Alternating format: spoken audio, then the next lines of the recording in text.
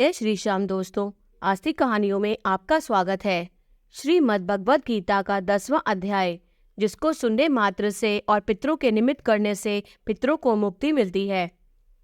श्री कृष्ण भगवान ने कहा, हे महाबाहो, और भी मेरे कल्याणकारक वचन सुनो।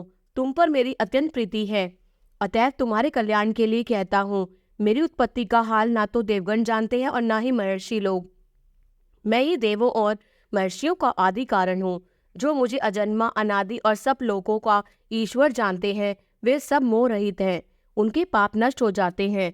बुद्धि, ज्ञान, असमोह, क्षमा, सत्य, दम्भ, शम, दुख, जन्म, मरण, भय और अभय, अहिंसा, समता, संताप, तप, दान, यश, अपयश इत्यादि जो अनेक प्रकार के भाव हैं, वे सब मुझ में से उत्पन्न होते हैं।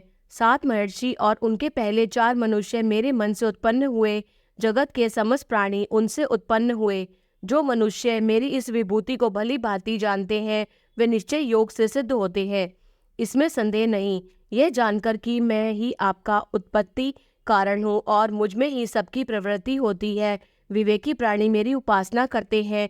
वे मुझे मन में, अपने चित्त में प्राणों को लगाकर एक दूसरे को समझाते हुए भजन करते हैं, सदा संतुष्ट और सुखी रहते हैं। चित्त को सावधान करके प्रीतिपूर्वक भजन करने वाले को मैं ऐसी बुद्धि योग देता हूँ जिससे वे मुझे प्राप्त कर लेते हैं। उन पर अनुग्रह करके मैं उनकी बुद्धि में स्थित ही हो दैदीप्यमान ज्ञान से अज्ञान मूलक संसारी अंधकार का नाश करता हूँ। अर्जुन ने कहा, आप परम ब्रह्म हो, परम धाम हो, परम मित्र, अचल और दिव्य पुरुष हो, आदिदेव हो, अजन्मा हो, सन्यासी हो। तुमको सब ऋषि, देवर्षि, नारद, अमित, देवज्ञ और व्यास भी ऐसा ही कह गए हैं, और स्वयं तुम भी कह रहे हो। हे केशव, जो तुमने मुझसे कहा है सो सब मैं सत्य मानता हूँ। हे भगवान, देवता और दानव इन दोनों ने ही तुम्हारे रूप को नहीं जाना है। हे सब जीवों के उत्पन्न करने वाले भूतेश, हे देव, हे जगतपते, हे पुरुषोत्तम, आप स्वयं ही अपने मन को जानते हैं। अतएव आप अपनी उन विभूतियों का हाल पूर्णतया वर्णन कीजिए, जिनके द्वारा आप इन सब लोकों में व्याप्त हो रहे हैं। हे योगिन, हे भगवान, सदैव आपका चिंतन करता हुआ मैं आपको किस प्रकार से जान सकता हूँ? आपका ध्यान किन किन भावों से करना योग्य है? हे जनार्दन, कृपया अपनी माया और विभूतियों को विस्तार से कहिए। इस अमृत रूप आपकी वाणी को सुनने से मेरा मन तृप्त नहीं होता है। श्री भगवान ने कहा, मेरा विस्तार तो अनंत है, तो भी मुख्य मुख्य विभूतियों को मैं तुम्हें सुनाता हूँ। हे गुणकेश, समस्त भूतों के अंतःकरण में रहने वाली आत्मा मैं ही हूँ। मैं ही उनका आदि, मध्य और अंत हूँ। मैं ही आदित्यों में विष्णु, प्रकाशकों में अनेक किरणों से विभूषित सूर्य, मरुदगणों में मारीच और नक्षत्रों में चंद्रमा मैं ही हूँ। मैं वेदों में सामवेद, देवों में इंद्र, इंद्रियों में मन, धृत मात्र में चैतन्य मैं ही हूँ। मैं रुद्रों में शिव, यक्ष राक्षसों में कुबेर, अष्टवसुओं में अग्नि और पर्वतों में सुमेरु मैं ही हूँ। हे पार्थ, पुरोहितों में बृहस्पति, सेनापतियों में स्कंद और जलाशयों में समुद्र मैं ही हूँ। मैं महर्षियों में भृगुवाणी हूँ, अक्षरों में ओंकार, यज्ञों में जप और स्थावरों में हिमालय मैं ही हूँ। वृक्षों में पीपल, देवर्षियों में नारद, गंधर्वों में चित्ररथ, सिद्धों में कपिल मुनि, वेदों में अमृत से उत्पन्न उच्चैश्रवा, गजेंद्रों में ऐरावत और मनुष्यों में राजा मैं ही हूँ।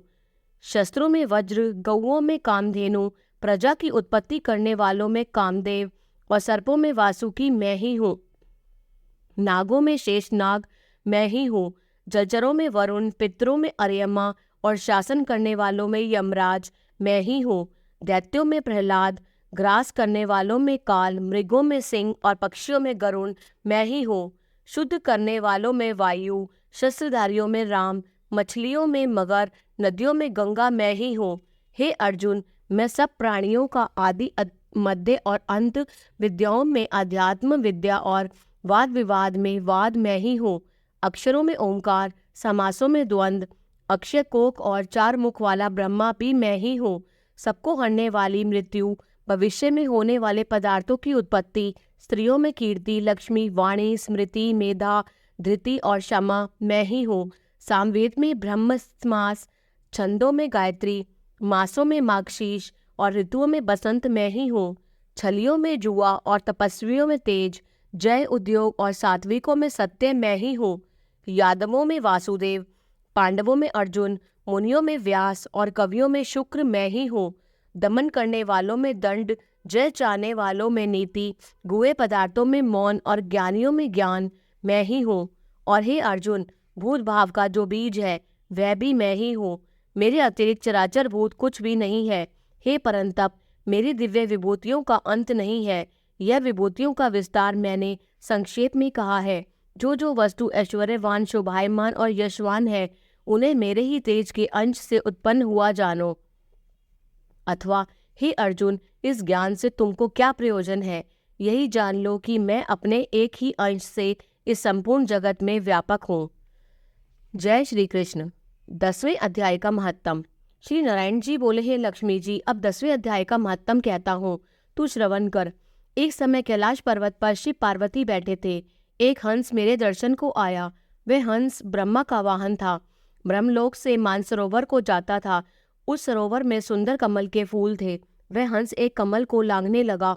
उसकी परछाई कमल पर पड़ी। वह हंस अचेतन काला हो आकाश से गिर पड़ा। तब उसी समय उस मार्ग में मेरा एक गण आया। हंस को गिरा देखकर गण ने कहा, हे स्वामी, वह हंस आपके दर्शन को आया था, श्यामवर्ण होकर गिर पड़ा है। गण मेरी आज्ञा से हंस को ले आया। मैंने पूछा, हे हंस, तू श्यामवर्ण क्यों हुआ? हंस ने कहा, हे प्रभु जी, मैं आपके दर्शनों को आ रहा था। मानसरोवर में कमल के फूल खिले हुए थे। मैं उनको लांघ कर आया। उससे मेरी देह श्यामवर्ण हो गई और मैं आकाश से गिर पड़ा। कारण मैं नहीं जानता। यह सुनकर शिवजी हंसे। तब आकाशवाणी हुई कि हे शंभू जी, कमलनी से पूछो, वह कहेगी। कमलनी ने कहा, पिछले जन्म में मैं अप्सरा थी, नाम पद्मावती था। उस समय श्री गंगा जी के किनारे एक पंडित स्नान करने गीता जी के 10वें अध्याय का पाठ किया करता था। एक दिन राजा इंद्र का सिंहासन हिला। तब इंद्र ने मुझे आज्ञा दी कि तू जाकर उस पंडित की तपस्या भंग कर। आज्ञा पाकर मैं उस विप्र के पास गई। उस विप्र ने मुझे श्राप देकर कहा, हे पापिन, तू कमलनी हो जा।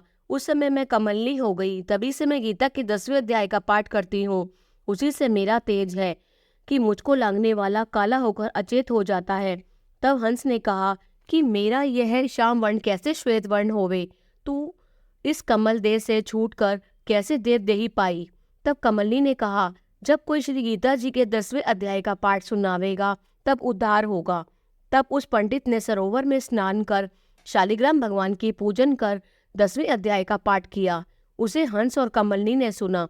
तब उनका उद्धार तत्काल भया। हंस श्वेत हुआ, कमलनी देव कन्या हुई। जय श्री श्याम।